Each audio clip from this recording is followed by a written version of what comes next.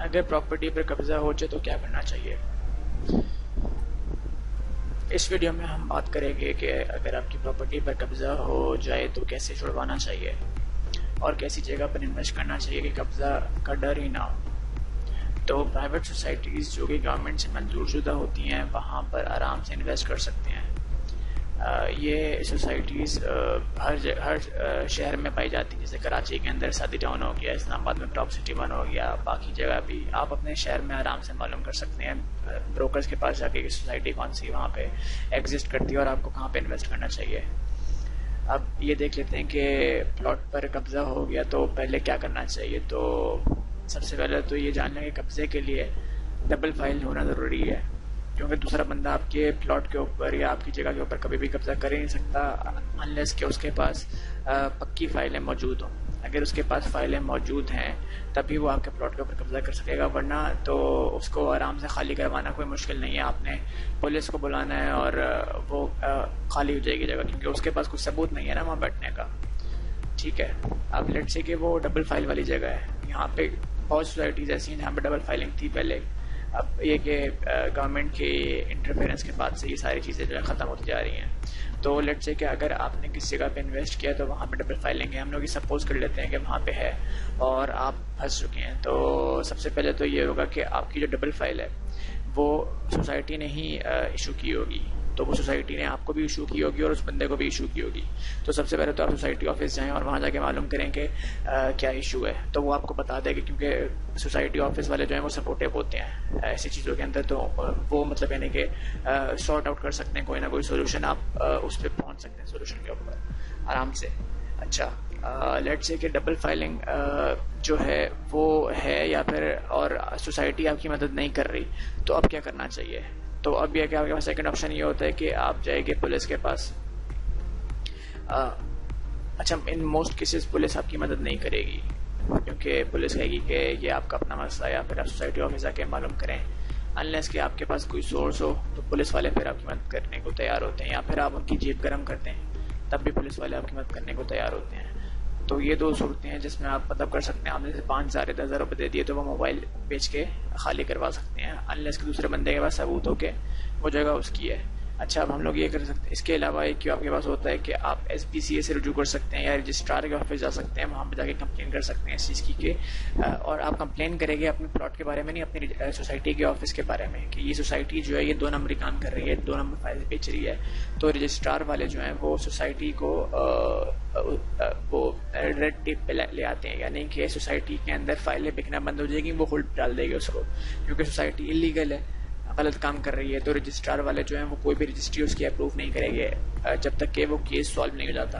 वो अपनी टीम भेजेगी और वो टीम आके इन्वेस्टिगेट करेगी कि क्या इशू है। अच्छा, ये फ़ौरन नहीं होता, इसमें 2 से 3 महीने लग जाते हैं, तो आपको बार बार जाके उनको याद दिलवाना पड़ता है और वहाँ भी आपको पैसे देने पड़ते हैं, मतलब जेब गर्म करनी पड़ती है, क्योंकि आप पाकिस्तान में रहते हो। अच्छा, अब रजिस्ट्री वाला लेट्स से कि आप यहाँ से इसके थ्रू नहीं करना चाहते, तो आपके पास एक और ऑप्शन ये है कि आप किसी भी प्राइवेट जो लॉयर होता है उसको अपने साथ लेके इनके ऊपर केस कर सकते हैं।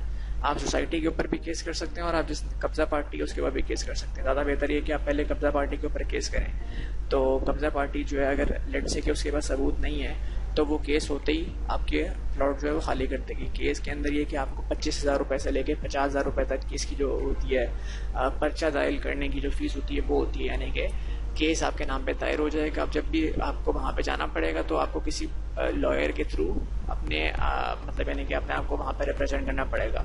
लॉयर उसके अलग चार्जेस लेते हैं, रियल एस्टेट के लॉयर्स की अलग फीस होती है। जैसे हर जो भी मतलब हर एक वहाँ पे प्रेजेंटेशन की तकरीबन 10 से 20,000 रुपये, उससे भी ज़्यादा हो सकती है, डिपेंड करता है कि लॉयर की वर्थ क्या है, कितने पैसे हैं।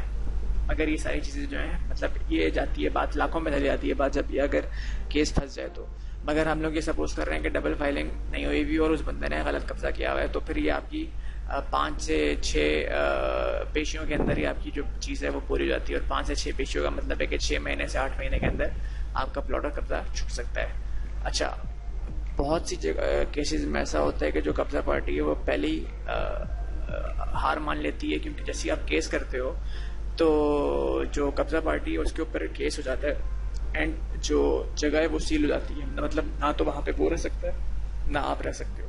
अब वो गवर्नमेंट की प्रॉपर्टी बन चुकी है, तो सब कुछ अब गवर्नमेंट के अंदर ही रहेगा। वो अब इस वक्त किसी की ज़मीन नहीं रही है। तो जब यहाँ पे उसका पर्पज़ ही ख़त्म हो गया, तो जो कब्ज़ा पार्टी है वो पहले ही हार मान लेती है, या फिर वो चाहती है कि सुलह सफाई बाहर ही हम लोग तय कर लें। और ये कोड भी आपको यही मतलब रिकमेंड करता है कि आप बाहर ही इसको कर लें लाने को। तो मेजॉरिटी केसेस में ये होता है कि कब्ज़ा पार्टी खुद ही आपके पास आती है और कहती है कि तो ये कि आपके पास आखिरी रिजॉर्ट यही होता है कि आप उसके ऊपर केस कर दें और फिर आपका मसला जो है मेजॉरिटी केसेस में सॉल्व हो जाता है। हाँ, अगर ये कि उसके पास डबल फाइलिंग है और उसकी फाइल्स भी पक्की हैं और आपकी फाइल्स भी पक्की हैं, तो ये कि आपके पास सबूत होना ज़रूरी है। सबूत होने के लिए आपके पास ये होगा कि आपने प्लॉट किससे ख़रीदा, किस ब्रोकर के थ्रू ख़रीदा, और इसकी पूरी जो लीनिएज है, यानी कि पहले प्लॉट सबसे पहले कहाँ से लिया गया था, यानी कि प्रॉपर्टी ऑफिस ने इशू की फाइल, उसके बाद वो पहली फाइल किसके पास गई, फिर उसके बाद किस नंबर के बंदे के पास गई। तो इसमें से कोई भी गैप नहीं होना चाहिए, पूरी लीनिएज आनी चाहिए। जैसे कि अगर प्रॉपर्टी बनी है 1990 के अंदर और अभी 2020 है, तो ये पिछले 30 सालों के अंदर प्रॉपर्टी किस किस के हाथ आई है, तो वो सब, और उसकी कीमत कितनी दी है हर एक ने, वो सब उसके ऊपर होना चाहिए। वो फाइल के अंदर मिल जाता है आपको आराम से, तो ये कोई बड़ी बात नहीं है। तो ये होना ज़रूरी है ताकि आपकी फ़ाइल जो है वो ट्रस्टेड और पक्की नज़र आए। अच्छा, दूसरी पार्टी लेट से हम लोग कह लेते हैं कि वो भी इतनी मजबूत है और उसने भी इस तरह की पूरी पक्की फाइल बनवाई हुई है, तो फिर ये और केस मुश्किल हो जाता है। तो इसमें ये कि आप फिर सोसाइटी वालों को बोला जाता है कि सोसाइटी से उस बंदे ने फाइल कब खरीदी थी और आपसे कब खरीदी थी।